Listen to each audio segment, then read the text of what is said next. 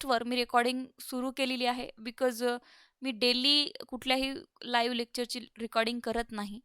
But तुमचे video recorded होणार आहे, त्यामुळे तुमचे कॅमेराज जे आहेत ते तुम्ही ऑफ ठेवा. कारण तुम्ही प्रत्येक हा व्हिडिओ कुठेही फिरू शकतो आणि मग त्यामुळे तुम्ही त्यांना समोर प्रत्येक व्हिडिओमध्ये दिसणार आहात. त्यामुळे तुमचा कॅमेराज, माईक ऑफ ठेवा. आपली प्रायव्हसी ही तुमची स्वतःच्या हातात राहणार आहे. सेकंड थिंग तुम्हाला सांगायचं म्हणजे आजचा जो व्हिडिओ लेक्चर आहे हा डायरेक्टली यूट्यूबवर मी पब्लिश करते आहे. कारण भरपूर जणांना इंट्रोडक्शन लेक्चर हवं आहे त्यामुळे. बाकी जर रोज तुमचे लेक्चर्स होतील ते तुम्हाला प्रायव्हेट लिंकनुसार भेटणार आहे, जर तुम्ही ॲबसेंट असाल तर. तुम्ही म्हणाल की मॅडम आम्हाला रोजच लेक्चरची लिंक पाहिजे, मला काही हरकत नाही आहे, मी तुम्हाला देऊ शकते. ओके, बोला. हॅलो.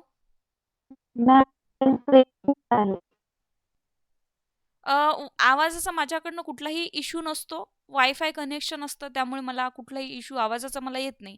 तुमच्याकडे जर इंटरनेट इश्यू असेल तर थोडी जागा वगैरे तुम्ही बदलून बघा. ठीक आहे, आजचा तर तुम्हाला यूट्यूबवर रेकॉर्डेड व्हिडिओ बघायला मिळणार आहे, त्यामुळे जर आवाजही नसेल कोणाला तर काही हरकत नाही. तुम्हाला as it is recorded video आज मिळणार आहे, because this is the first lecture of yours. डेलीचं यूट्यूबवर तुम्हाला लेक्चर मिळणार नाही. ज्यांनीही क्लास लावले त्यांना प्रायव्हेटली तुमच्या व्हॉट्सअप किंवा टेलिग्रामवर तुम्हाला पाठवण्यात येईल. आता सगळ्यात महत्त्वाचं येऊया की आपण क्लासचा कोर्स काय असणार आहे. आपला क्लासचा कोर्स जो आहे आपला तो असा असणार आहे. आपला सगळ्यात महत्त्वाचं म्हणजे एकदा सगळे जॉईन झाले म्हणजे मला बोलायला बरं पडतं, पण ठीक आहे, आता काही हरकत नाही. क्लासचा कोर्स असा आहे की 1 मंथ, त्यामध्ये आपण रोज मोठा विषय असेल तुमचा तर आपण त्याला 4 ते 5 दिवस बघणार आहोत. CPC आहे, लाईक IPC आहे, एवढे सगळे जे विषय आहे त्यामध्ये मी सगळाच सिलेबस जवळपास तुमचा कव्हर करणार आहे. असं नाही आहे की यामध्ये कुठल्याही प्रकारे तुमचा सिलेबस कव्हर होणार नाही वगैरे.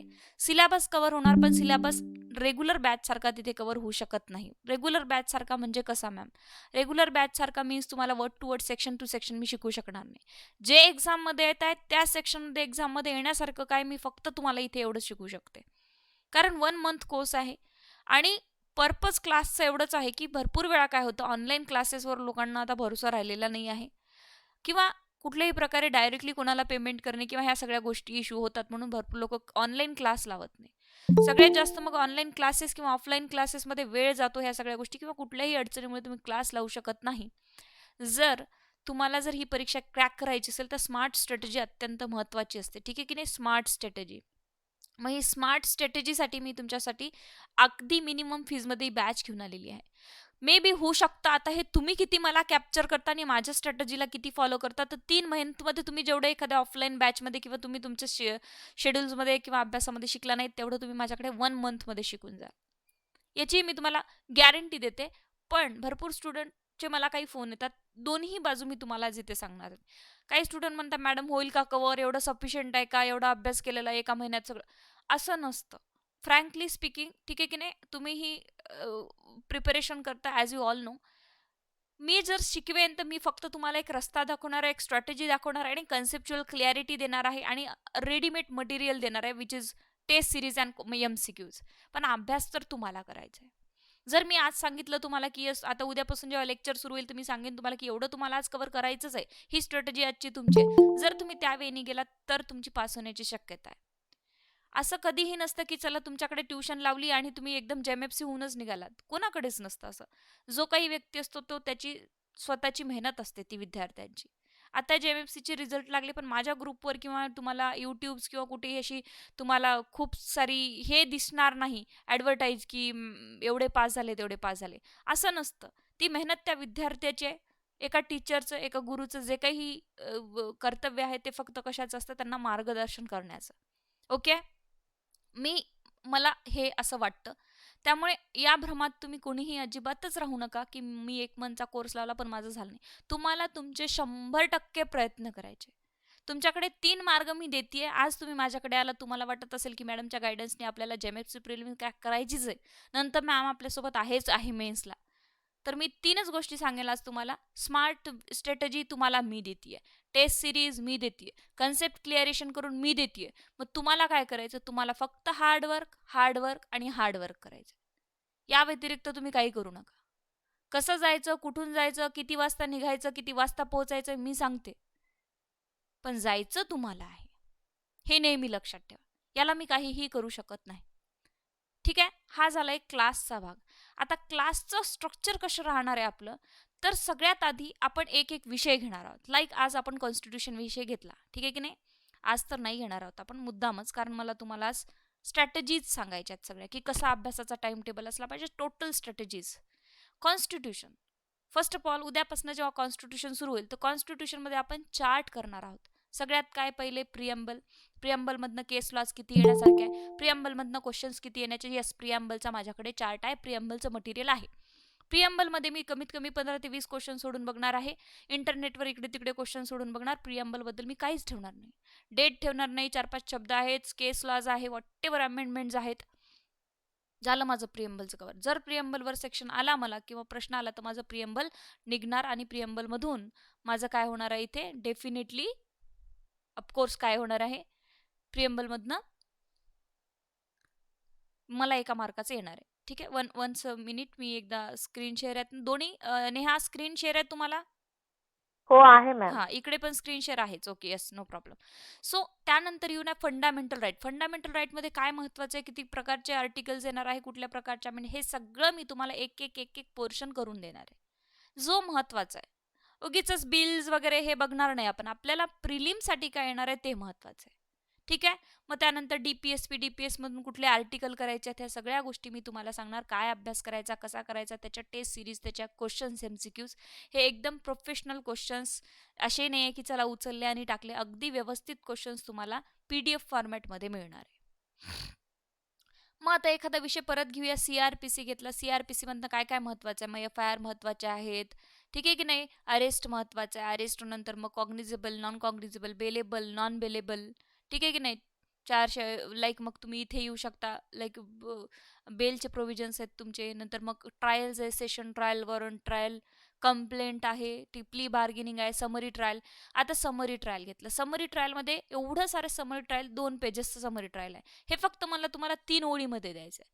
2,000चे ऑफेन्सेस, 2 वर्षाच्या खालचे पनिशमेंटचे ऑफेन्सेस, समरी ट्रायल कसं टाकतं, त्याचं जजमेंट कसं निघतं, त्याचे सेक्शन्स काय आहे. एवढ्या बॉक्समध्ये एका चार्टमध्ये कमीत कमी तुमची CRPC ही फक्त 5 पानात उतरली पाहिजे.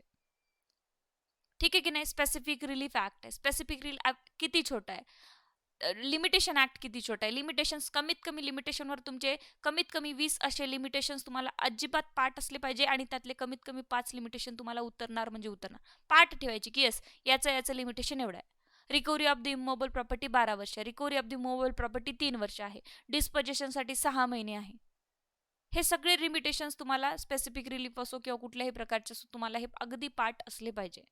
सगळे हे लिमिटेशन्स पार्ट राहणार आहे, आणि पार्ट अशा प्रकारे एक एक एक एक ॲक्ट्स आपण पाठ करणार आहोत. होत असेल ते कॅमेराज तुमचे तुम्ही ऑफ ठेवा, ठीक आहे, कारण हा व्हिडिओ मी यूट्यूबवर देईल आणि नंतर हे रेकॉर्डेड व्हिडिओ आहे, त्यामुळे सगळ्यांकडे हा व्हिडिओ जातो. त्यामुळे कुमार प्रभाकर तुम्ही तुमचा व्हिडिओ आणि ऑफ ठेवा.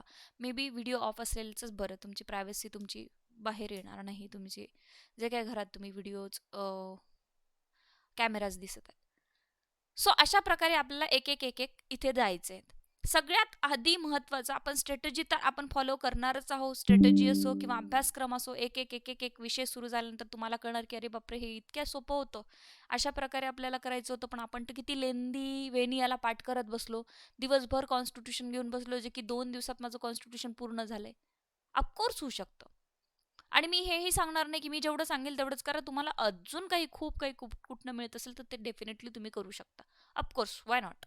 ओके, बट आता सगळ्यात आधी आपल्याला how to read the bare act, bare ॲक्ट्सवर जायचं आहे. आणि मटेरियल काय यूज करायचं, तर माझं मत असं असतं, तेवढा विश्वास तुम्ही 2 महिने 19 मार्चपर्यंत माझ्यावर ठेवून बघू शकता, ठीक आहे की नाही. आणि तो ठेवावी लागणार आहे, कुणावर ना कुणावर.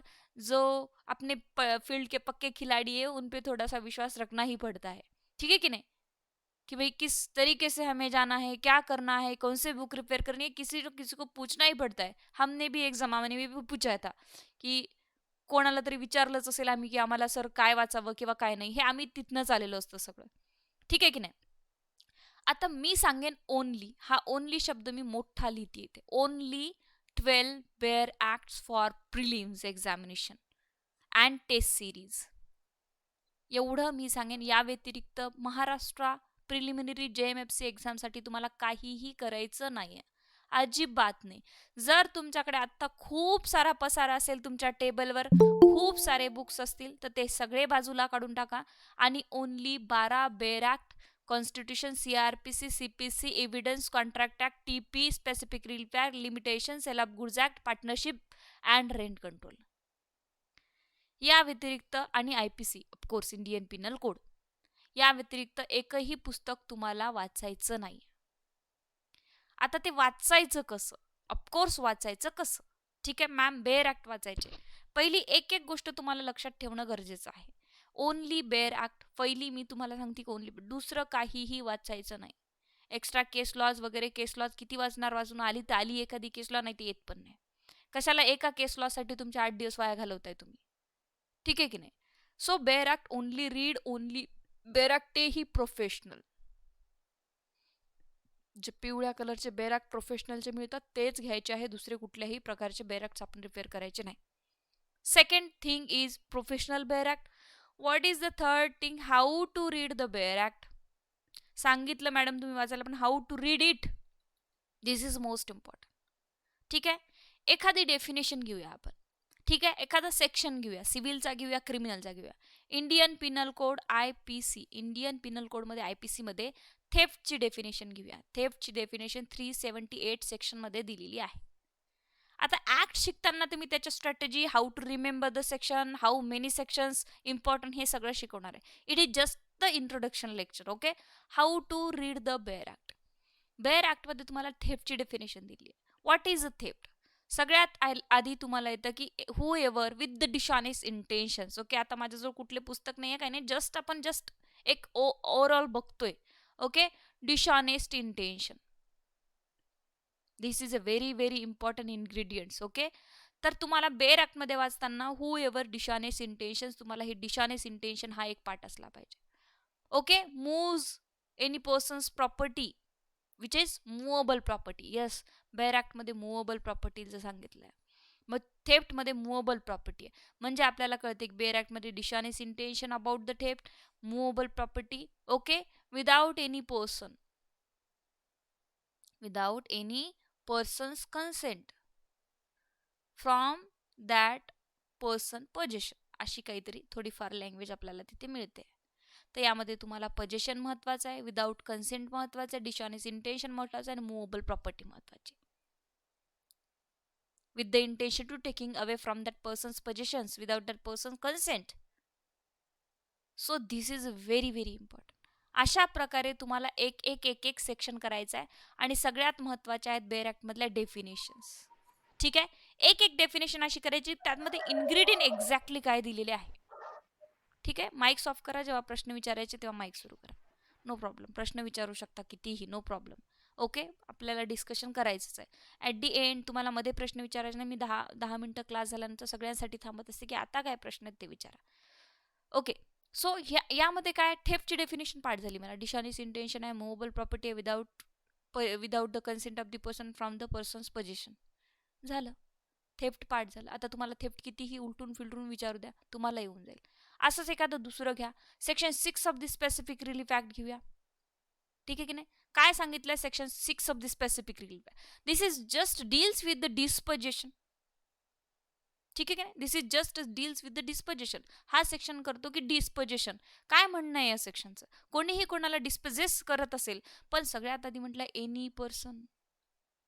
एनी पर्सन म्हणजे जो ओनर आहे तो, जो ओनर नाही तो, जो ओनर नाही तो कुणाच्या बिहाफवरती तू बस बघते. इथे महत्वाचं काय की पोजेशनमध्ये जो व्यक्ती आहे, भलेही तो ओनर नसेल, भले तो टेनंट असेल, लीजवर असेल, ट्रस्टी असेल, मॅटर करणार नाही. एनी पर्सनमध्ये सगळेच येतात, पण तो पर्सन कुठे आहे? पोजेशनमध्ये आहे, आणि तो पर्सन पोजेशनमध्ये असलेल्या व्यक्तीला without due course of law दिले. हे सगळं मी सेक्शनची भाषा बोलते, ॲज पर बेअर ॲक्ट बोलते मी, कारण तुम्हाला बेअर ॲक्ट रीड करायचं सांगते मी. विदाऊट, आता हे रोज एक एक एक एक बेअर ॲक्ट रीड करू, तेव्हा तुम्हाला पाठ होईल की कसं रीड करायचं. Without due course of law और due process of law.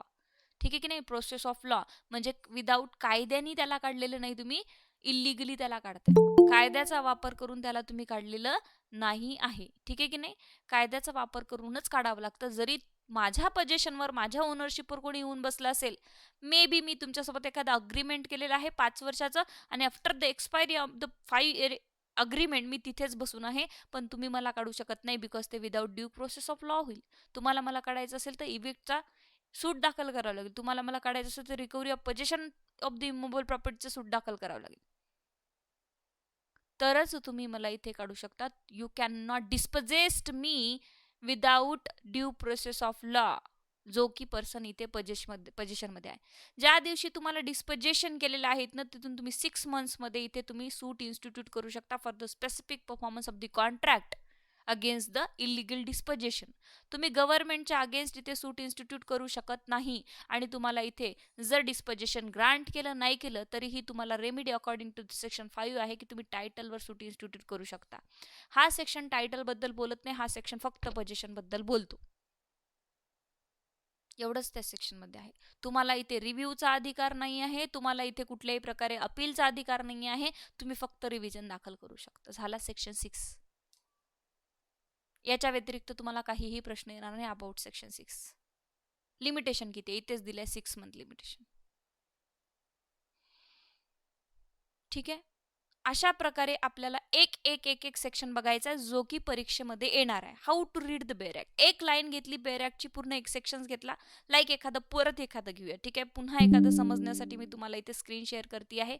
Screen share केल्यानंतर एखादा IPCचा क्रिमिनल घे. ठीक आहे, IPC घेऊया. IPC मध्ये सेक्शन 141. हे मला का पाठ आहे, कारण काय, वाचून वाचून मला ते पाठ झालं. मी कुठलाही सेक्शन सांगितलं तुम्ही तर मी तुम्हाला सांगितलं की याच्यामध्ये इतके इन्ग्रेडियंट्स आहे. सो हे काय आहे, हे रिव्हिजन आहे, ते तुम्हाला करायचंय. ठीक आहे की नाही. So 141 section deals with the Unlawful assembly. Unlawful assembly. Unlawful assembly. This section deals with the unlawful. किती person, 5 or more person with the More yes, persons. of course, with the unlawful object. All the person with the unlawful object. काय करतायत, पहिले दिलेले काय काय करतायत ते पर्सन. इलिगली अनलॉफुल असेंब्ली करताय, इलिगल ऑब्जेक्ट आहे, अनलॉफुल ऑब्जेक्ट आहे, 5 or more person आहे. टू ओव्हरव्ह्यू द फोर्स, कुणाला तरी, आता लिहित नाही पूर्ण, वेळ जाईल आपला. To overview the force, to show of the criminal force to the parliament, to the government, to the public servant. To nuisance करत आहे, to prevent for the public servant in his lawful duty. The mayor assembly is not a unlawful assembly. Okay. When the object becomes unlawful, then lawful assembly becomes unlawful. ठीक आहे. 142 काय आहे, member of unlawful assembly, whoever aware of the fact or continued with the intentions in the unlawful assembly. त्याला माहिती आहे की ही unlawful assembly unlawful होत चाललेली आहे, ही असेंब्ली अनलॉफुल होत असताना त्याच्यात कंटिन्यू करतो, त्याच्यामध्ये भाग घेतो आणि तरीही तो तिथे कंटिन्यू मध्ये राहत असेल तर तो मेंबर आहे. मग लगेच पनिशमेंट आहे, लगेच unlawful assembly with the weapons आहे. हे असे काही सेक्शन्स तुम्हाला पाठ असणे गरजेचेच आहे. मग असे काही पोर्शन्स आपण IPC, CRPC, इव्हिडन्स असेल किंवा कुठल्याही प्रकारे उचलायचे आहे आणि जे येईल, पर्टिक्युलरली जे येतं त्यातनं आपण अभ्यास बघायचा आहे. आता मॅडम कव्हर काय होईल, तर कव्हर माझ्या परीने मी एखादा क्लास सुरू करते किंवा एखादा कुठलाही नॉलेज शेअर करते, तर मी माझ्या परीने 100% समोरच्याला त्याचा फायदा व्हावा याचा परिपूर्ण प्रयत्न करते. ठीक आहे. जेही जुने स्टुडंट असेल त्यांना सगळं माहिती आहे, बट जे नवीन असेल त्यांना माहिती नाही. कुठल्याही प्रकारे माझ्या क्लासेसला प्रोफेशनल नाही आहे की चला काहीतरी बोललं आणि तुम्ही तिकडे मी इकडे, नाही.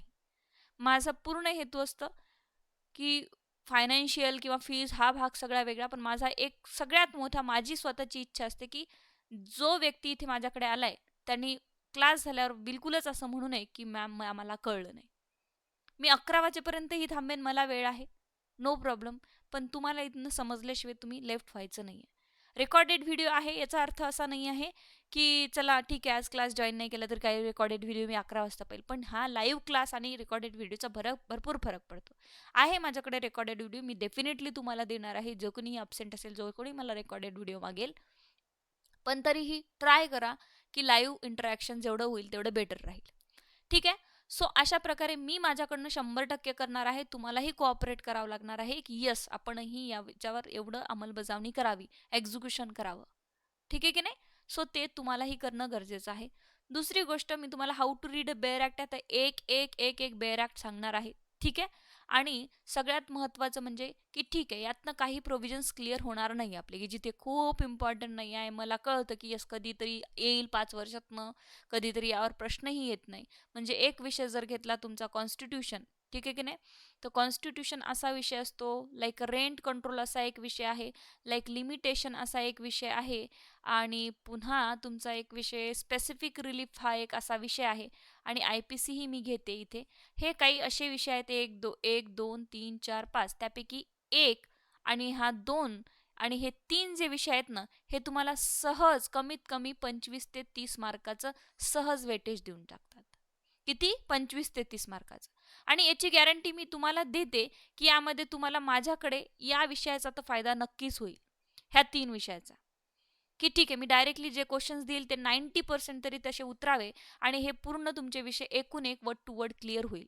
ठीक आहे. कॉन्स्टिट्यूशनची लेक्चर सिरीज ऑलरेडी यूट्यूबवर मी थोडीफार सुरू केलेली आहे. रेंट कंट्रोल ऑलरेडी पडलेलं आहे यूट्यूबवर, तुम्ही तिथेही फुल बघू शकता. ठीक आहे. कोणी जर फुल बॅचेस नसेल लावल्या कुठे, तर rent control word to word clear आहे, त्यामध्ये बघू शकता. तर इथे आपण शिकणारच आहोत. तर याची मी गॅरंटी तुम्हाला 25 ते 30 मार्क तुमचे वन मंथच्या बॅचमध्ये डेफिनेटली कव्हर होतीलच. त्यानंतर स्पेसिफिक रिलीफ आणि आय पी सी जे आहे, यामधनं सरळ सरळ क्वेश्चन येतात, खूप अवघड क्वेश्चन्स असे विचारले जात नाही. इंडियन पिनल कोड कमीत कमी तुम्हाला 10 मार्काचं ॲव्हरेज देऊन जातं आणि स्पेसिफिक रिलीफ 7 ते 6 मार्काचं ॲव्हरेज देऊन जातं.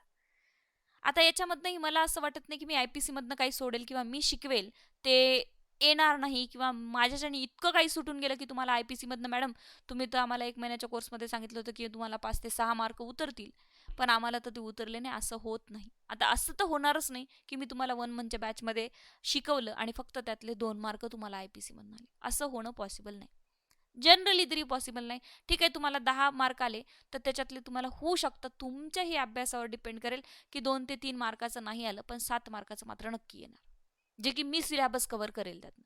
पण असं नाही आहे की मी कव्हर केलं पण तुम्हालाही अभ्यास करणं गरजेचं, कारण तुम्हाला ते तिथे आठवलं पाहिजे. त्यानंतर आहे आपला C P C and contract and T P, transfer of property. हे 3 विषय थोडेसे अवघड विषय असतात. ठीक आहे, यामधनं किचकट प्रश्न येतात, सरळ प्रश्न येत नाही. For the mains examination also and for the prelims examination also थोडेसे हे वेळ घेतात, हे 3ही लॉज. सी पी सीला थोडंसं एक 5-6 दिवस वेळ लागू शकतो. ठीक आहे, त्यातले मी महत्त्वाचे पूर्ण प्रोव्हिजन्स क्लिअर करेल तुमचे, आणि जेवढेही प्रोव्हिजन क्लिअर केले तेवढ्यावर तुम्ही चांगल्या प्रकारे अभ्यास करा. पूर्ण सी पी सी वाचण्याची गरज नाही प्रिलिमसाठी. ठीक आहे की नाही, जेवढंही सांगते तेवढं प्रॉपरली कराल तर तुम्हाला, जर समजा सी पी सीवर 10 प्रश्न विचारले तर तुम्हाला 7 पर्यंत ॲव्हरेज मला असं वाटतं की मी तुमचं कव्हर करू शकते. पण सी पी सी खूप मोठा आहे, माझ्याकडनं अजिबातही अशा अपेक्षा ठेवू नका madam C P C word to word शिकवा किंवा असं. तुम्हालाही माहिती आहे की कुठला कोर्स आहे, त्यामुळे सी पी सीला थोडासा वेळ जास्त लागेल.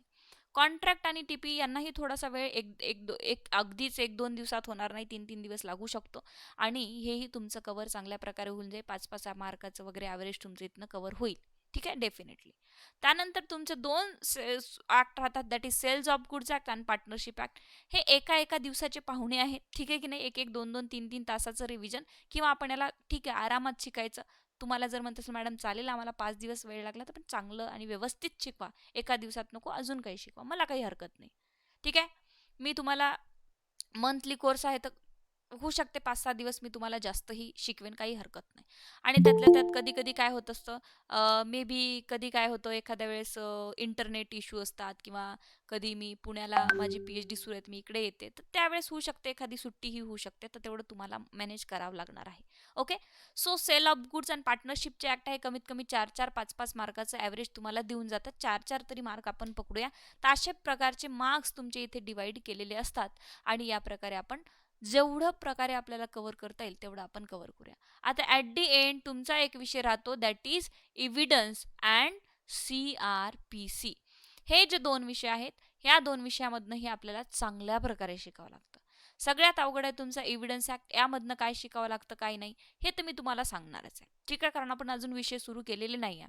कुठले सेक्शन लक्षात ठेवायचे आहे, कुठल्या प्रोव्हिजनच्या कन्सेप्ट लक्षात ठेवायच्या, याच्या पाठीमागे कुठली डॉक्ट्राईन येणार आहे का, ठीक आहे की नाही, हा प्रश्न फिरून विचारू शकतात का, कन्फेशन काय आणि ॲडमिशन काय, कन्फेशनचे एक्सेप्शन्स काय, रिट्रॅक्टेड कन्फेशन म्हणजे काय, ज्युडिशियल कन्फेशन म्हणजे काय, हे असं एक्स्ट्रा मटेरियल मी तुम्हाला शिकवताना सांगणार. इव्हिडन्सला थोडासा वेळ द्यावा लागतो, इव्हिडन्समुळे चांगल्याचा प्रिलिमचा रिझल्ट गेलाय, दोन विषय इतके घातक आणि भयंकर आहेत, त्याच्यामुळे रिझल्ट जातो प्रिलिमचा. जर तुम्हाला अनालायझेशन असेल तर मी सांगत आहे ते तुम्हाला खरं वाटेल. तुमचा जर कोणाचा रिझल्ट गेला असेल ना, तर फक्त एव्हिडन्स ऍक्ट आणि लिमिटेशनमध्ये गेलाय. कोणीही इथे ज्यांचा रिझल्ट गेला ते मला माईक ऑन करून सांगू शकता की जर तुमचा रिझल्ट गेला असेल तर एव्हिडन्स आणि लिमिटेशन या दोन विषयांमुळे रिझल्ट जातो. हे फार कन्फ्यूज करतात, बरोबर आहे. हो. त्यानंतर येस, डेफिनेटली जातो यांनी रिझल्ट, लिमिटेशननी जातो. लिमिटेशन मध्ये आपण निगेटिव्ह मध्ये जातो. निगेटिव्ह पण येऊया आपण, निगेटिव्ह अजून आलो नाही आपण. आणि एव्हिडन्सही खूप कन्फ्यूज करतं. आणि त्यानंतर आहे आपलं CRP. तर CRPC प्रोसिजरला आहे. मला असं वाटतं की 2 दिवस CRPCला जास्त लागलेच चालेल, एक 4 ते दिवसाचं जर असेल, पण आपण 2 दिवस घेऊया. तर त्यामुळे काय होईल, तुमचं basic concept procedure of the CRPCच्या कम्प्लीट होतील आणि तुम्हाला कुठल्याही प्रकारे समन्स, ट्रायल ह्यावर सगळ्यावर नोटीस, प्रश्न फिरून विचारण्यात जरी आले तरी तुम्हाला CRPC मधनं यायला पाहिजे. ठीक आहे. आता आहे लिमिटेशन्स ऍक्ट. लिमिटेशन्समध्ये काही असे पॉईंट्स आहेत की मी तुम्हाला सांगेन की सगळ्या विद्यार्थ्यांनी हे पाठच करायचे. एवढे लिमिटेशन पाठ करायचे. अगदी शाळेमध्ये जसं ABCD शिकलो तसं लिमिटेशन्स आणि रेंट कंट्रोल ऍक्टच्या नोटीस पिरियड, रेंट कंट्रोल ऍक्टच्या पनिशमेंट, हे दोन जे विषय असतात तुम्हाला, रेंट आणि लिमिटेशन, हे तुम्हाला अगदी शाळेतल्या पाठांतरांसारखे पाठ मी करायला लावणार आहे. ठीक आहे. तर हे दोन झाले, हे तुमचे सगळे विषयांचं की आपल्याला कशामधनं कितपर्यंत जायचं आहे. Okay. So this is very very interesting. आपण आता मी तुम्हाला एक हिंट इथे देते आणि काही गोष्टी आज इंट्रोडक्शन लेक्चर आहेत, जस्ट इंट्रोडक्शन लेक्चर आहे, त्यामुळे आपण शिकणार काही नव्हत. पण मला असं म्हणायचं की आपल्या अभ्यासाला इंटरेस्टिंग बनवा. आता इंटरेस्टिंग बनवायचं कसं, जसं मी तुम्हाला आधी सांगितलं की तुमचा सगळा पसारा उचलून बुक्सचा टाकून द्या बाहेर. बाहेर इन द सेन्स की फेका नाही म्हणताय, दुसरीकडे ठेवा. आपला टेबल किंवा आपलं जे कोणतंही ठिकाण आहे ते क्लीन करा आणि क्लीन केल्यानंतर तिथे फक्त काय राहिले पाहिजे, तुमचे 12 bare act. Only 12 bare act. आणि मी ज्या टेस्ट सिरीज पाठवेल, होत असेल, पॉसिबल असेल तर पॉसिबल करा. दुसरीकडे कुठेही खर्च करू नका, पण प्रिंट काढून घ्या. क्लिअर. किती पैसे लागणार, एक 10 रुपये प्रिंटला एका याच्या, ठीक आहे की नाही. 10 रुपयात 12 रुपयात वॉटेवर जे काही खर्च येईल तेवढा प्रिंट काढून घ्या आणि वारंवार ते क्वेश्चन सोडवा. ठीक आहे. माझ्या पूर्ण टेस्ट सिरीज आणि पूर्ण 1000 MCQचे प्रिंट तुमच्याकडे असले पाहिजे. खूप महागात जाणार नाही, अगदी छोटे आहेत. त्यानंतर आता सगळ्यात मोठी स्ट्रॅटेजी की सुरुवात कुठून करायची मॅडम. ज्यांनी सुरुवात केली नाही किंवा ज्यांनी चुकीची सुरुवात केली त्यांना मी बेसिकली सांगणार आहे की सुरुवात कुठून करायची. पहिले तर हेच करा की 12 बेअर ऍक्ट घ्या, बाकी बाजूला ठेवून द्या. दुसरं सिच्युएशन काय, दुसरी तुमची मी कंडिशन सांगेल की 2008 पासूनचे, ठीक आहे की नाही, 2008 पासूनचे पूर्ण पेपर काढा, जे मी ग्रुपवरही तुम्हाला शेअर करेल डेफिनेटली. ठीक आहे. ज्यांच्याकडे नसेल ते डेफिनेटली शेअर करेल आज उद्या. मी मटेरियल तुम्हाला जेवढं मला शक्य होतं तेवढं देईल. पूर्ण काढा. पूर्ण तुमचे हे 2008 पासूनचे पेपर तुमच्या हातात असले पाहिजे, एक बंच बनून. कशाचे, प्रिलिमिनरी एक्झामिनेशनचे. ठीक आहे. आणि बाजूला ठेवा. आता करायचं काय त्याचं मी सांगणार आहे तुम्हाला. ठीक आहे. त्याचं काय करायचं, प्रिलिमिनरी एक्झामिनेशनच्या पेपरचं मी सांगेन. फक्त हे 2 ते 3 दिवस ज्यांनी हे काम केलं नाही त्यांनी ते काम करा. कुठे मिळतील तुम्हाला, कोणाला रिक्वेस्ट करा, फ्रेंडला वगैरे, मी तर पाठवेनच ऑफकोर्स. ठीक आहे. हे तुम्हाला एवढ्या प्रिंट, आता हे तर तुम्हाला प्रिंट मिळेल तेव्हा जेव्हा मी पाठवेल एक एक एक एक दिवसात. ओके. याचा सध्या विचार करू. पण 2008 पासूनचे पेपर तुमच्या हातात असले पाहिजे आणि हे 12 बेअर ऍक्ट. आता again how to start, this is a very very difficult questions. मी का डिफिकल्ट म्हणते, कारण काय, ज्याचं त्याला कळतं. मला काय माहिती आहे, मला कशी सुरुवात करायची, मला किती म्हणायला लागतो, मला किती वेळात किती पाठ, सगळं माहिती आहे. पण तसं नसतं. हेही विचार करावा लागतो की हाऊ टू स्टार्ट कसं करायचं आहे. येस, मेसेजही वाचते तुमचे सगळ्यांचे, डोंट टेक टेन्शन. ठीक आहे. हाऊ टू स्टार्ट, बेसिकली सगळ्यात आधी मी तुम्हाला जसं सांगितलं 12 बेअर ऍक्ट क्लिअर करा आणि 12 बेअर ऍक्टच ठेवा. इथेच तुमचं 50% बर्डन कमी झालंय की नाही. ऑफकोर्स झालंय. हे वाचायचं नाही ते काहीही वाचू नका. असे माझेच विद्यार्थी होते ज्यांनी ऐकलं नाही, याच्या नोट्स वाच, त्याच्या नोट्स वाच, अगदी हुशार विद्यार्थी फेल झालेले. का, आपल्याकडे एक म्हण आहे, मराठीतनं शुद्ध मराठीत एक ना धड भाराभर चिंध. असं करू नका. Only 12 bare act, test series आणि लास्ट इयरचे previous year questions paper. How to start. आता यामध्ये हाऊ टू स्टार्ट म्हटल्यानंतर इथे भरपूर कॅटेगरीचे विद्यार्थी येतात. जॉब करणारे विद्यार्थी येतात, दिवसभर लायब्ररीमध्ये 24 तास, म्हणजे 24 तास इन द सेन्स की 12 तास, ओके, 12 तास अभ्यास करणार येतात. कोणाकोणाला 5 तास मिळतात, कोणाकोणाला 3-4 तास मिळतात.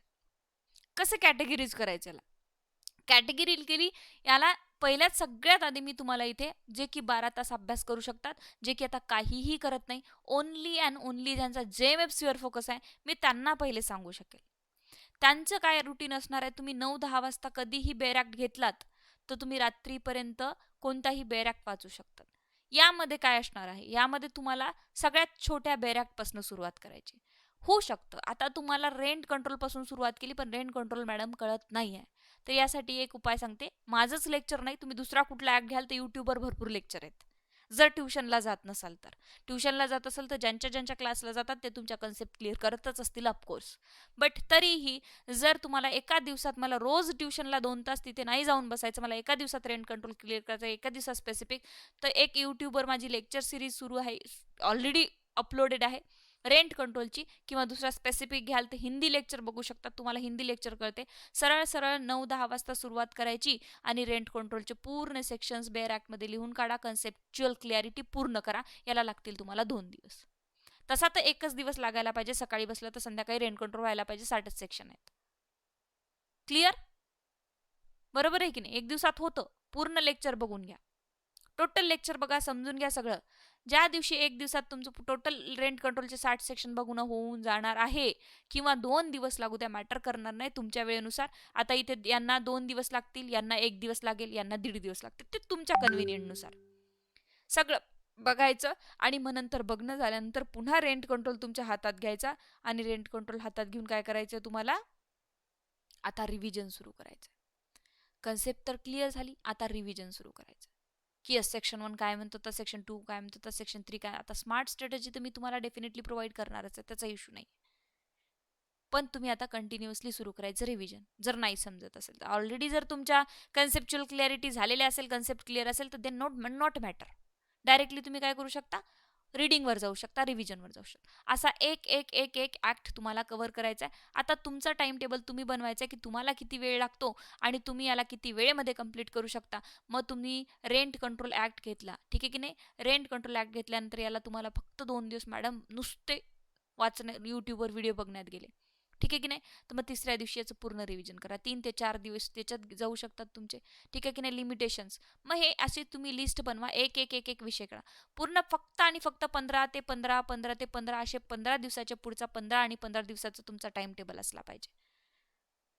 15-15 दिवसाचा टाइम टेबल ठेवा. 15 दिवसामध्ये हा एक टाइम टेबल तुमचा असू शकतो. दुसरा टाइम टेबल तुम्हाला किती वेळ मिळतो, कधी मिळतो, सकाळी तुम्ही 2-3 तास स्पेसिफिक रिलीफ घेऊ शकता, दिवसभर तुम्ही CPC घेऊ शकता, असा 15 दिवसाचा टाइम टेबल करा तुम्ही. त्याच्यानंतर रात्री मॅडम मी फक्त लिमिटेशन ॲक्ट घेईल, ठीक आहे की नाही. सध्या तरी लिमिटेशनला हात लावला नाही तर चालते, की लिमिटेशन हा खूप नंतरचा ॲक्ट आहे, त्याच्यामुळे सध्या तरी हात नाही लावला चालते. याच्यामध्ये तुम्ही सेल घेऊ शकता, ठीक आहे की नाही. इथे तीन जे विषय आहेत तुमचे हे 5 दिवसात कंप्लीट होऊन जातील, ठीक आहे की नाही. त्यानंतर पुन्हा 3ला 5 दिवसाच्या वर डिवाइड करा. इथे CRPC, सकाळी सकाळी तुम्ही IPC घेऊ शकता, दुपारी CRPC घेऊ शकता आणि संध्याकाळी इव्हिडन्स घेऊ शकता. पण बेअर ॲक्ट सोडून कुठेही जायचं नाही. वर्ड टू वर्ड लँग्वेज वाचायची आहे, पाठ करायची आहे. रेस ज्युडिकेटा म्हणजे काय, रेस सबज्युडिस म्हणजे काय, प्रिसिप्ट म्हणजे काय, प्रिसिप्टमध्ये नोटीस किती दिवसाची दिली जाईल, ते इमोबल प्रॉपर्टीसाठी का किती दिवस इन्फोर्सेबलमध्ये राहते, कधीपर्यंत इन्फोर्सेबलमध्ये राहते, हे वर्ड टू वर्ड तुमचं क्लिअर झालं पाहिजे. किती पैशासाठी CPCमध्ये किती फाईन आहे, इम्प्रिझरमेंट कशा आहेत, डेथ आहे, पनिशमेंट, इम्प्रिझरमेंट ऑफ लाईफ आहे, सिम्पल आहे, रिगरस आहे. इम्प्रिझरमेंट ऑफ लाईफ ही ऑलवेज रिगरस असते. ह्या सगळ्या नॉलेज तुम्हाला इथे कलेक्ट करायचं आहे. आणि हे मी तर तुम्हाला उद्यापासून शिकवणारच आहे की हे असं आहे बाबा, हे तसं आहे, कॉन्स्टिट्यूशनमध्ये तुम्हाला हे वाचायचं, हे पाठ ठेवायचं आहे, या प्रकारचे प्रश्न येत आहे. पण तुम्हाला हे आता अत्यंत सुरू करणं इथे गरजेचं आहे. लवकरात लवकर, जेवढं लवकर होईल तेवढं तुम्हाला इथे सुरू करणं गरजेचं आहे, ठीक आहे. This is the strategy how to start the study, okay. आता 2008 पासूनचे जे प्रश्नपत्रिका तुम्ही काढणार आहात, या 2008 पासूनच्या ज्या प्रश्नपत्रिका काढणार आहात त्यात बघा की पहिले IPC मधनं कशा प्रकारचे प्रश्न आले. आता उद्या आपण कॉन्स्टिट्यूशन शिकणार आहोत, तर कॉन्स्टिट्यूशनमध्ये कशा प्रकारचे प्रश्न आले आणि मॅम ज्या आम्हाला शिकवत आहेत त्याशी किती प्रकारे रिलेट होत आहेत. मॅमनी जे सांगितले की हेच करायचं, तर दरवर्षीमध्ये त्याच्यामध्ये किती प्रश्न आले आहे. आणि आता काहीही जरी येत नसेल तर 2008चा किंवा 2009चा किंवा 2010चा कधीचा पेपर घ्या, त्यातनं तुम्हाला किती येते? 0% येते. आता उद्या 4 दिवस जेव्हा तुमचं कॉन्स्टिट्यूशन होईल ना, तर तुम्ही कुठलाही पेपर घ्या 2008 पासून 2022 पर्यंतचा, बरोबर आहे की नाही, तुम्हाला कॉन्स्टिट्यूशन मधले प्रश्न येतील. तुम्ही सरळ प्रश्न सोडून बघा, मग तुम्हाला तेव्हा कॉन्फिडन्स येईल, येस मॅमनी म्हटलं होतं की 4 दिवसात आपलं हे झाल्यानंतर आणि मी रिव्हिजन केलं मोर ओव्हर त्याच्यावर, तर आता मला कॉन्स्टिट्यूशनचे येत आहे. म्हणजे 100 मार्काचा पेपर आहे, त्यातले 8 कॉन्स्टिट्यूशनचे पेपर तुम्ही इझिली सोडू शकत आहात. लगेच आपण सुरू केला rent control act. Rent control ऍक्टमध्ये तुम्हाला काहीच येत नव्हतं. तुमचं पुढच्या 4 ते 5 दिवसात रेंट कंट्रोल, 3 दिवसाचं 2 दिवसात रेंट कंट्रोल झालं. रेंट कंट्रोल जसं झालं आणि तुम्ही तिसऱ्या दिवशी पूर्ण रेंट कंट्रोलचं रिव्हिजन करा. पुन्हा तोच पेपर काढा. कुठला? जो 100 मार्काचा काढला होता. 8 मार्काचं काय सोडलं होतं? कॉन्स्टिट्यूशन सोडलं होतं. आता पुन्हा इथे 7 मार्काचं तुम्ही रेंट सोडवाल. येस, मी केलंय. I got it.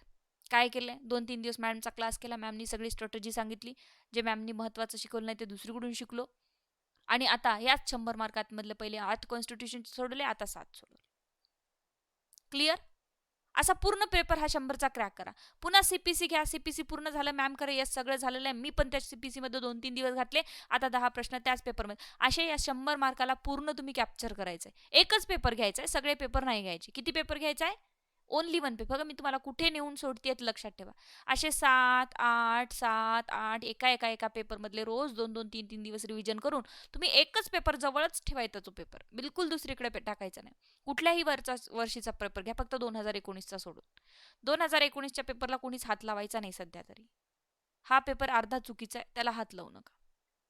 2019चा पेपर सोडून, ठीक आहे की नाही, तो पेपर टोटल चुकीचा असल्यासारखा आहे, त्यामुळे त्याला हात लावू नका. ओके, मग आता तुम्ही इथे सगळे प्रश्न सोडत मग तुम्हाला इथे गॅरंटी येईल की यस यार मी 100 पर्यंत जाऊ शकतो. मग ठीक आहे, मला कॉन्स्टिट्यूशन मधले 8 सोडू शकलो मी, 2 नाही तर ठीक आहे 2 सोडून द्या, तरी माझं 80चं वेटेज होतं या पेपरमध्ये.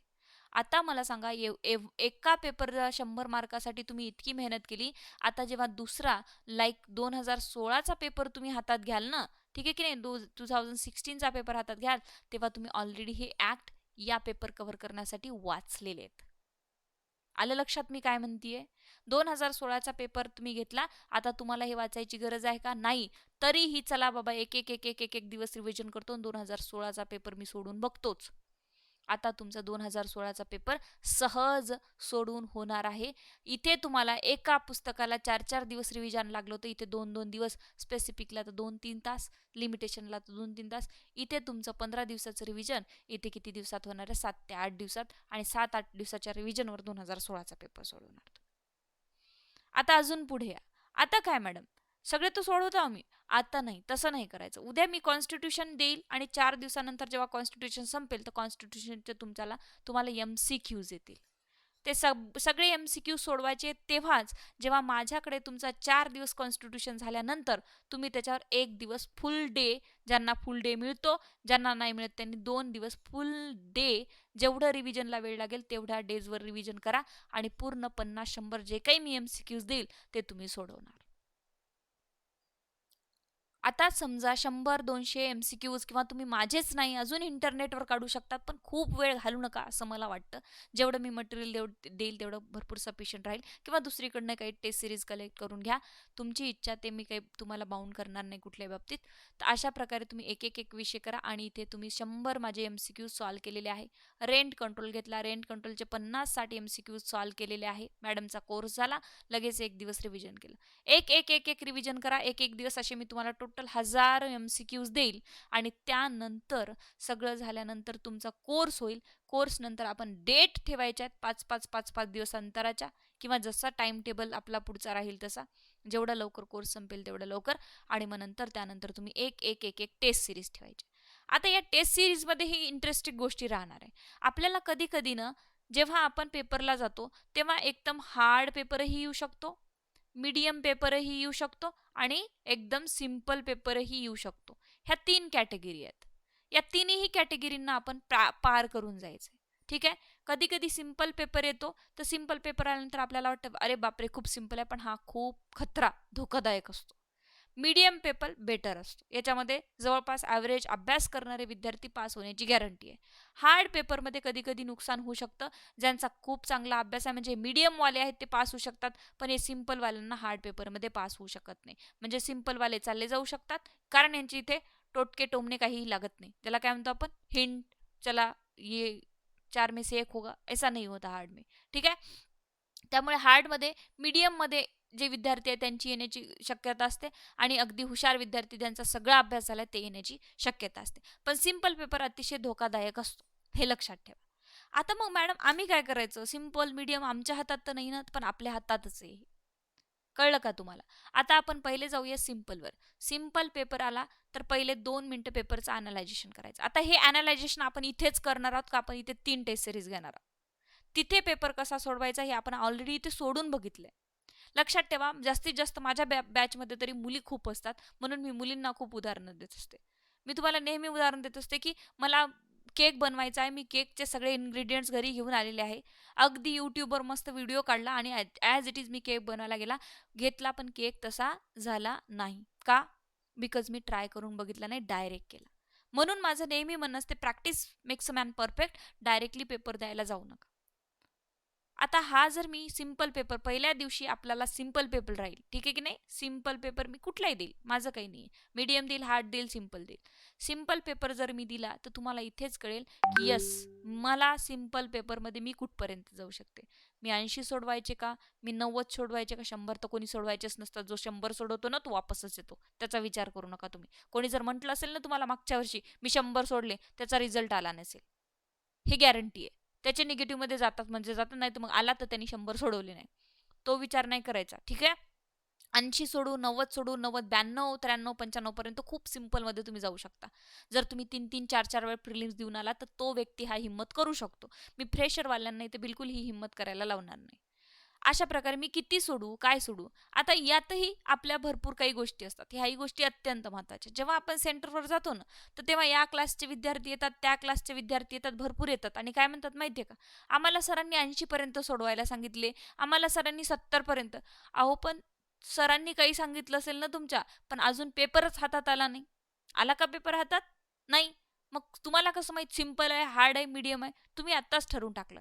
आणि मग ती चर्चा जी आपण ऐकतो, फ्रेशर लोक ऐकतात, पेपर देणाऱ्यांना तरी माहीत असतं, पण फ्रेशर लोक जेव्हा ऐकतात तर फ्रेशर लोकांना काय वाटतं माहिती आहे का, अरे आपल्याला 80 सोडवायचे आहे, त्यांच्या त्यांच्या मोठ्या क्लासवाल्या सरांनी 80 सोडवायला सांगितले, आणि आपण 80 सोडवतो आणि पेपर कसा असतो, हार्ड. मग काय होतं, आपण टोटल निगेटिव्हमध्ये जातो. ह्या सगळ्या गोष्टी आपल्याला लक्षात घेणं अत्यंत गरजेचंच आहे. फक्त पुस्तकी किडा होणं गरजेचं नाही आहे, तर कसं असतं माहिती आहे का, कधी कधी गनिमी कावा पण महत्त्वाचा असतो. ह्या सगळ्या गोष्टी आपल्याला कॅप्चर करणं अत्यंत गरजेच्या असतात. ओके. तर ह्या ह्या सगळ्या गोष्टी आपण किती सोडवायला पाहिजे, काय सोडवायला पाहिजे, कसं सोडवायला पाहिजे, मॅम किती निगेटिव्हमध्ये गेलं तर किती येईल. मी बिलकुलच म्हणणार नाही तुम्हाला की निगेटिव्हमध्ये जायचं नाही, यस, पण किती जायचं, प्रमाणात जायचं. जर तुम्ही 20 क्वेश्चन चुकवले तर किती जाणार तुम्ही, 4-5 5 क्वेश्चनचं तुमचं निगेटिव्ह जाणार, इकडे 5 म्हणजे खूप झाले. चला बाबा 3-4 पर्यंत ठीक आहे. जास्तीत जास्त 12 क्वेश्चन चुकीचे सोडू शकता तुम्ही. 4-3-12 ठीक आहे, 3 मायनस झाले तरी.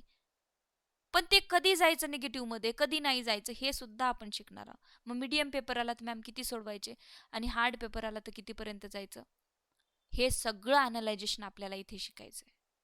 ठीक आहे. हे सगळं अनालायझेशन शिकायचं आहे, आणि त्यानंतर एक एक एक एक विषय आपल्याला पुढे न्यायचा आहे. मग कॉन्स्टिट्यूशन उद्यापासून सुरू केल्यानंतर आपण कॉन्स्टिट्यूशनवर जाऊया, आणि कॉन्स्टिट्यूशनमधनं काय काय इम्पॉर्टंट आहे, कुठल्या प्रकारे येणार आहे.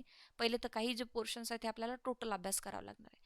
मग प्रिॲम्बल असेल, फंडामेंटल राईट असेल, सिटिझन येत नाही, त्याच्यानंतर DPSP असेल, काही मग प्रेसिडेंट्स आहेत किंवा गव्हर्नर आहेत, सुप्रीम कोर्ट, हायकोर्ट, हे टोटल शिकावं लागणार आहे. अशा प्रकारे एक एक एक एक विषय कव्हर करत मी सोबत तुम्हाला स्ट्रॅटेजी सांगत, टेस्ट सिरीज देत, हे सगळ्या गोष्टी इथे आपण कव्हर करणार आहोत.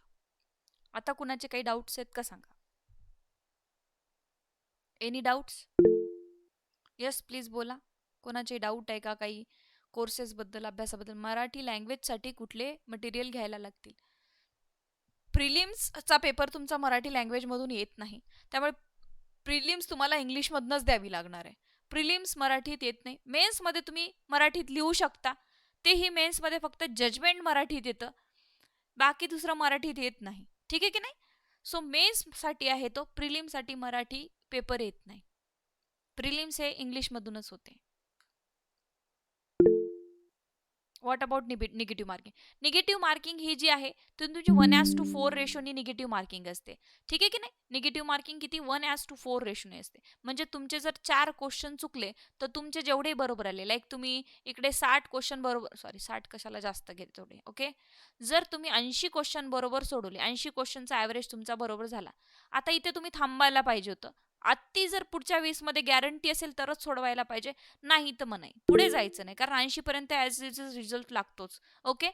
सो 20 मधला इथे तुम्ही आता पुन्हा हिंमत केली, तुमच्या 80 ॲक्युरेटली बरोबर होते. लक्षात ठेवा मार्क्स कसे कमी होतात. यामध्ये तुम्ही अजून हिंमत केली आणि या 20 मधले 4 सोडवले. 4.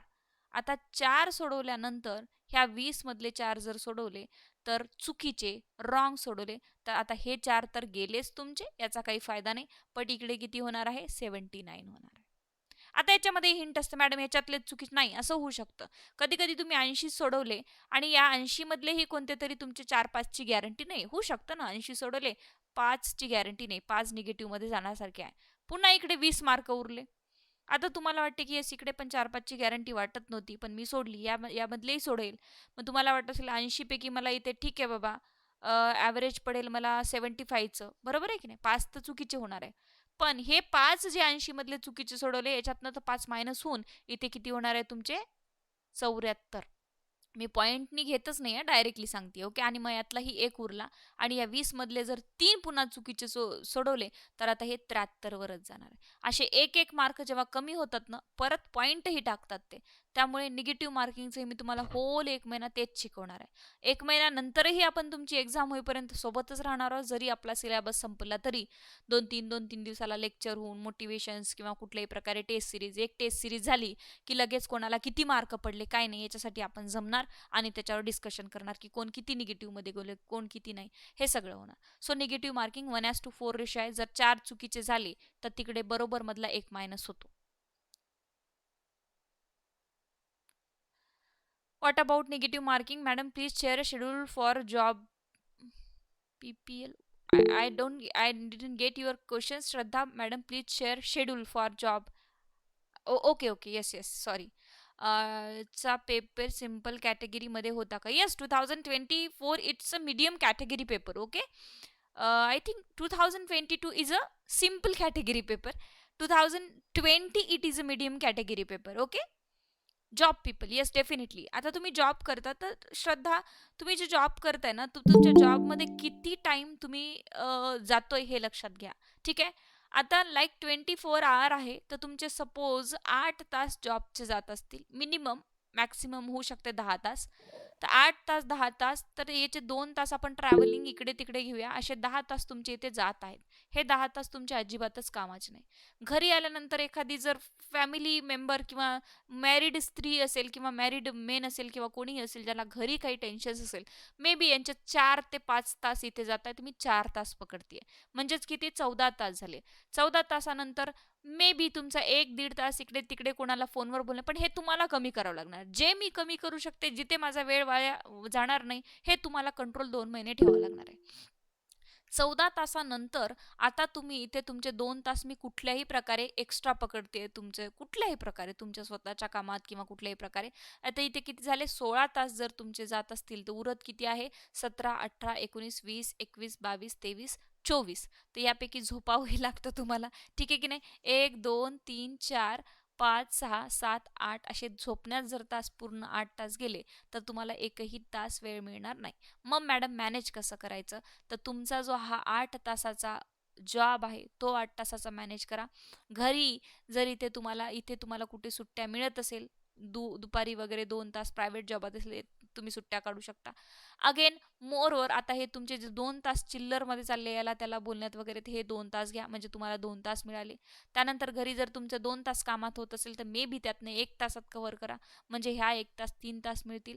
त्याच्यानंतर हे जे 14 तास मी तुमचे काढले, हे 2 तास इथले उरू शकतात तुमचे, ठीक आहे. तर 2 तास हे काढा, 2, 3, 4, 5 आणि 8 तास झोपण्याऐवजी 6 तास झोपा. 2 तास म्हणजेच 2, 3, 4, 5, 6, 7 तास, म्हणजे कमीत कमी तुम्हाला इकडे नाही उरलं तरी 6 ते 5 तास जॉबवाल्यांनी अभ्यासाला काढावे. थोडासा झोपण्याचा वेळ तुम्ही कमी करू शकता. ठीक आहे की नाही. आता आता तुमची रोज क्लास 1 महिना राहणार आहे, तर 10:30 तुमचा क्लास होऊ शकतो. ठीक आहे, होऊ शकतो म्हणजे 10:30 टाईमच आहे आपला. 10:30ला तुमचा जॉब होईल. मे बी तुमचं जेवण झालेलं आहे असं मी प्रिझ्यूम करते. ठीक आहे की नाही. आता माझे जे रेग्युलर JMFCच्या बॅच आहेत त्यांना 15 मिनिटं वेळ मिळतो मध्ये. त्यांचं 8 लेक्चर असतं, सकाळी पण त्यांचे लेक्चर असतात, कारण त्यांना मी खूप डीपली शिकवते, वड टू वड एकदम. तर तुम्ही आता 10:30 नंतर काय करणार, तर 10:30 नंतर तुम्हाला 11 वाजेपर्यंत जरी टाईमपास झाला तर तुम्ही 1 वाजेपर्यंत पुस्तक घेऊन बसू शकता. 1 ते 7 सकाळी 7 वाजेपर्यंत तुमची आरामात झोप होते. ठीक आहे की नाही. म्हणजे हे 2 तास रात्रीचे वेस्ट नाही गेले तर बेटर राहील असं मला वाटतं. मॅम डायरेक्ट सेक्शन्स बेस्ड क्वेश्चनसाठी येस येस येस येस बिलकुल. कुठल्या सेक्शनवर डायरेक्ट सेक्शन्स क्वेश्चन येणार आहे, कोणाची हेडिंग विचारण्यात येणार आहे, कोणत्या सेक्शनमधून काय विचारण्यात येणार आहे, हे सगळं माझ्यावर सोडून द्या, मी ते तुम्हाला सांगते. कटअप कसा प्रकारे असतो, किती सीट्स आहेत, येस सीट्सवर कटअप लिस्ट डिपेंड करतं. आणि पेपर किती हार्ड आहे, पेपर किती इझी आहे, यावर कटअप लिस्ट कटअप डिसाईड होत असतं. मी कुठल्याही प्रकारे किंवा कोणीही कुठल्याही प्रकारे जोपर्यंत तुमचा पेपर होणार नाही तोपर्यंत कटअप लिस्टबद्दल कोणीही बोलू शकत नाही. पेपर अवघड आहे, पेपर सोपा आहे, पेपर कसा आहे, याबद्दल आपण कटअप लिस्ट डिस्कस करणार नंतर. Ma'am is there any currently available good book in market having topics wise? There is a no need. I again and again told you all the students, there is a not need to any book. मी जसं सांगतेय तुम्हाला, एवढा तुम्हाला विश्वास माझ्यावर ठेवावा लागणार आहे. अगदी मी मनापासून तुम्हाला हे सांगते आहे. मी इथे तुम्हाला क्लासेस घेते आणि मला तुम्हाला गाईड करायचं नाही. मी पर्सनली जर मी तुमच्या जागी एक्झाम देणार असेल किंवा I am also eligible for the JMFC आणि मी जर एक्झाम देईल तर मी सुद्धा 12 बेअर ॲक्टसाठी स्वतःला मी तेच रिपेअर करेल. As a teacher I am a student. माझं एकच म्हणणं आहे की 12 बेअर ॲक्टच्या व्यतिरिक्त जर तुम्ही काही वाचलं तर JMFC निघणं अवघड आहे. जर 12 बेअर ॲक्ट वाचत आहात तर JMFC अतिशय सोपी आहे. पण बेअर ॲक्ट समजून घ्यावं लागतं. बेअर ॲक्टची स्ट्रॅटेजी कसं रीड करायचं हे समजून घ्या. मी तुम्हाला कुठल्याही प्रकारचे बुक्स मी स्वतःही बुक तुम्हाला रिपेअर करणार नाही. आणि मोर ओव्हर जरीही मार्केटमध्ये बुक आली ना तर त्याच्यातही बेअर ॲक्टच छापलेलं राहणार आहे. रिपीटेड क्वेश्चन कमीत कमी 25-30चा डायरेक्टली रिपीटेड क्वेश्चनचं ॲव्हरेज असतं. कमीत कमी 25 to 30 क्वेश्चन्स असे असतात की ते डायरेक्टली रिपीटेड असतात. थोडीशी इकडे तिकडे लँग्वेज बदलून त्याच्यामधले कुठले रिपीटेड आहे, रेंट कंट्रोल ॲक्ट आहे, लिमिटेशन्स ॲक्ट आहे, IPC आहे, CRPC आहे आणि इव्हिडन्स ॲक्ट, यामधले टोटल रिपीटेड क्वेश्चन्स असतात. 25 ते 30 क्वेश्चन्स तुम्हाला डायरेक्टली रिपीटेड येतात. म्हणून तुम्हाला म्हणते की 2008 ते 2022 पर्यंतचे आपल्या सोबतच ठेवायचे. जशी इकडे 12 बेअर ॲक्ट ठेवले आहेत ना, तसेच तिथे काय ठेवायचे तुम्हाला, तुमचे 2008 पासूनचे क्वेश्चन्स पेपर सोबतच ठेवायचे. कारण सपोज जर त्या तेवढ्या याच्यातनं 25 क्वेश्चन उतरत असतील तर काय हरकत आहे, पाठच होऊन जातात ते, वारंवार आपल्या बाजूलाच ठेवायचे. Clear? Whether any ready-made questions paper book is available? Yes, I have the ready-made questions booklets, okay, and I will provide you after the one subject complete. When the constitution is complete, definitely at that same day I will provide you a constitution test question series. No problem. आधी पाहिजे असेल तर आधीही थोडं थोडं provide करून टाकेल, no problem, no issue. Ready questions आहे, 1000 क्वेश्चन्स रेडीज आहे. त्यानंतर तुम्हाला टेस्ट सिरीज मिळणार आहेत आणि अजूनही मटेरियल काय माझ्याकडे अवेलेबल असेल तर डेफिनेटली मी तुम्हाला शेअर करत राहील ग्रुपवर. ठीक आहे. सो आज जस्ट इंट्रोडक्शन घेतलेलं आहे आपण की कुठल्या प्रकारे आपल्याला जायचं आहे. आणि तुम्ही तेवढं लक्षात ठेवा की bare acts, bare acts, bare acts वारंवार रीड करा. एका बेअर ॲक्टला कमीत कमी 4-4, 5-5 वेळ. हिंद लॉ हाउस का बुक है मेरे पास, तो उसमें दिए वाले क्वेश्चंस पेपर सॉल्व कर. डेफिनेटली जिथे जिथे तुम्हाला मटेरियल क्वेश्चन्स पेपरचं मिळते ते सॉल्व करा. बट काही विद्यार्थी साईट्सवर, इंटरनेटवर बाहेरच्या स्टेटचे मटेरियल गोळा करते, तर प्लीज ते करू नका. आपला आणि त्यांचा सिलेबस कुठल्याही प्रकारे सेम नाही आहे. आपला आणि त्यांचा पॅटर्न कुठल्याही प्रकारे सेम नाही आहे. सेम दुसरे असेल JMFCसाठी क्वेश्चन्स पेपर तुमचे तर तुम्ही करू शकता.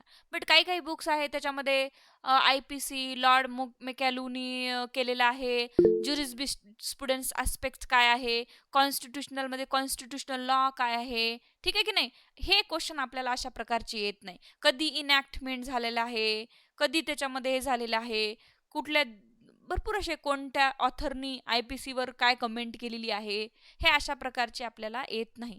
थेरीज काय आहेत कॉन्ट्रॅक्ट ॲक्टच्या हे आपल्याला अशा प्रकारचे क्वेश्चन्स येत नाही. आपल्याला डायरेक्ट क्वेश्चन बेरॅकमधून येतात. जेव्हा पेपर काढणारा पेपर काढतो तुमचा DJ तेव्हा ते डायरेक्टली बेरॅकमधनं क्वेश्चन छापतात. लाईन टू लाईन जशीच्या तशी बेरॅकमध्ये दिले. त्यामुळे एक्स्ट्रा खूप काही वाचून मला नाही वाटत गरजेचं आहे. Any questions again? मॅम सध्याच्या डेटला मग फक्त व्हिडिओ वगैरे रेफर करायचे का सब्जेक्ट वाईज कन्सेप्ट क्लिअर करायला? काय म्हटलं सध्याच्या डेट्सला? कन्सेप्ट जर आपल्याला क्लिअर करायचे आहेत